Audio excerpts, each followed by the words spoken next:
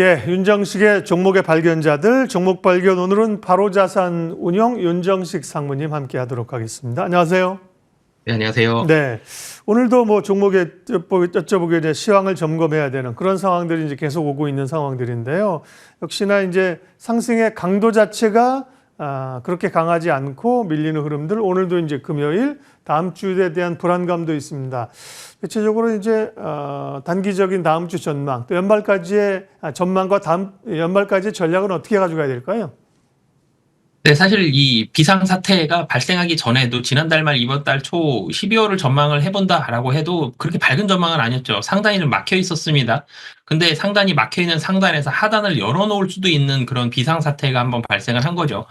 분명히 뭐 어찌됐든 상단은 좀 막혀 있다라는 부분들 잘 살펴봐야 될 것 같고요. 오늘 시장에서도 여실히 좀 보여지는데 코스닥이 좀 더 불안하죠.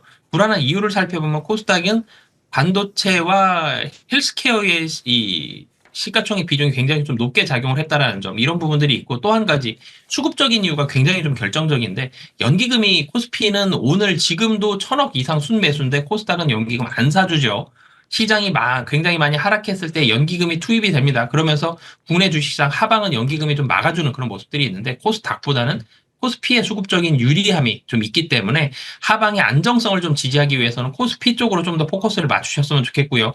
그리고 하반기까지는 어찌됐든 시장 좀 불안한 부분들이 계속적으로 있습니다. 미국 시장도 분명히 불안감이 남아있기 때문에 그런 부분들 본다라면 낙폭이 좀 과했었던, 뭐 대표적으로 오늘 본다라면 뭐 은행주라든지 아니면 실적이 내년 하반기에, 내년 상반기에 확실히 올라가는 이런 종목들 위주로만 철저히 좀 압축해서 좀 바라보시는 게 좋을 것 같습니다. 네, 좋은 의견이십니다. 어쨌든 뭐 정부가 필요한 유동성을 공급해서라도 시장을 안정시키겠다고 했으니까요. 사실은 뭐 이 수급이 들어오면서 기관 연기금 수급으로 사실은 확 끌어올릴 수 있는 타이밍도 오긴 오는데 당장은 불안합니다. 네, 시황 코멘트부터 해주셨고요. 종목 발견하겠습니다. 오늘 첫 번째 종목은요? 네, 첫 번째 종목 어제 금융주들 이틀 동안 급락 나왔고요. 오늘 좀 반등 나오는데요. 그중에서 KB금융 좀 말씀을 드리겠습니다. 금융주 정부 정책 불확실성이 나왔고 정부가 이제는 정권이 바뀔 수도 있다는 우려감이 나오면서 현 정부가 추진했었던 정책들의 힘이 떨어지겠다. 그래서 밸류업에 대해서 추진력이 떨어지면 하고 밸류업에서 제일 앞장서서 달렸던 게 4대 은행주죠.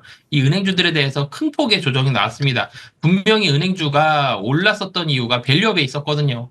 그리고 떨어질 때도 또 밸류업 정책이 떨어지기 때문에 힘이 좀 떨어지기 때문에 주가가 급락이 나왔는데, 근데 주가 급락이 상당히 좀 과도한 부분이 있습니다. 분명히 주주환원 책이 지금 저희 기업들에서 발표한 주주환원 책이 모두 다 이루어지지 않는다라고 하더라도, 다시 이전 배당 성향으로 회귀한다라고 하더라도 총 주주 수익률이 4%대 뭐 한 초중반 정도는 되거든요. 그래도 배당 수익률이 나쁜 게 아니고, 이 중에서 그리고 이번에 이렇게 하겠다라고 발표한 정도 수준만 가더라도 6% 넘어갈 거거든요. 그리고 주가가 더 떨어졌기 때문에 2%는 더 올라갈 수 있다라는 점, 그런 부분들을 봤을 때 지금 주가는 상당히 좀 매력적이다라는 부분들이 들어오면서 일정 부분 수급이 들어가고 있는데, 그렇다고 굉장히 또 빠른 급등이 나오면서 낙폭을 막 만회하기도 쉽지 않죠. 아직 불안한 종목이 맞습니다. 그렇기 때문에 좀 단계적으로 좀 올라간다. 지금 자리 굉장히 좀 매력적인 자리에 맞다라고 보여지고요. 뭐 개인적으로 그런 자리로 보여지고, 올라가긴 올라가는데 굉장히 빠른 속도보다는 좀 점진적으로 상승할 가능성이 좀 높고, 사실 실적만 보더라도 24년도 역대 최대 연결 순이익이 나올 것으로 보여집니다. 실적 좋은데 배당 수익률 기대감 굉장히 커서 올라갔던 부분 반납했지만, 그럼에도 불구하고 어느 정도만 유지가 돼도 상당히 좀 높고, 하나도 예. 유지가 되지 않더라도 여전히 매력적이다라고 보여집니다. 네, 이 계엄 쇼크 탄핵 전국에 사실 금융주가 굉장히 많이 빠졌습니다. 기회가 이제 있을 수 있다. 다만 뭐 자신감이 없으신 분들은 뭐 조금씩 분할하거나 탐색대를 보내셔도 좋은 전략일 수 있고요. 다음 또 주목하시는 종목은요? 네, 2차 전지 분위기가 최근에 나쁘지가 않죠. LG 에너지 솔루션 말씀을 드리겠습니다. 테슬라가 어젯밤에도 올라갔습니다. 52주 최고가를 기록을 했는데요. 테슬라가 올라가는 게 전기차 굉장히 많이 팔렸습니다. 라고 올라간 게 아니라, 최근에 올라가는 이유는 자율주행 관련돼서 여러 가지 규제가 완화가 될 것이다라는 기대감, 그러면서 테슬라가 가장 큰 수혜를 볼 것이다, 이런 기대감으로 올라가죠. 예전에 테슬라가 올라가면 다른 2차 전지 종목들 같이 올라가는데, 이제는 테슬라가 좀 따로 움직이는 모습들. 그렇지만 어찌됐든 국내로 테슬라의 주가 상승이 국내로 넘어오면 2차전지 같이 상승하죠. 투심이 좋아졌습니다. 그리고 GM의 3공장에 대한 불확실성 해소, 그리고 GM과 혼다의 11월 전기차 판매가 굉장히 호조세를 보여주고 있죠. 바닥 찍고 확실히 7월부터는 좀 올라가는 모습들이 미국에서 나오고 있거든요. 그런 부분들 본다라면 전기차 판매 저점 통과했고 내년도에도 전기차 판매는 긍정적이다. 그러니까 이 지금 당장 놓고 보면 자율주행에 대해서 호재를 받으면서 올라가지만 이제는 전기차 판매로 눈을 돌려서 근본적인 산업 자체가 이제는 조금씩 바닥을 찍고 올라간다라는 부분들. 그렇기 때문에 2차 전지 같은 경우는 단기적으로 뭐 좋을 수 있겠지만 좀 중장기적으로 바라보시면 조금 더 편안하게 투자하실 수 있을 것 같습니다.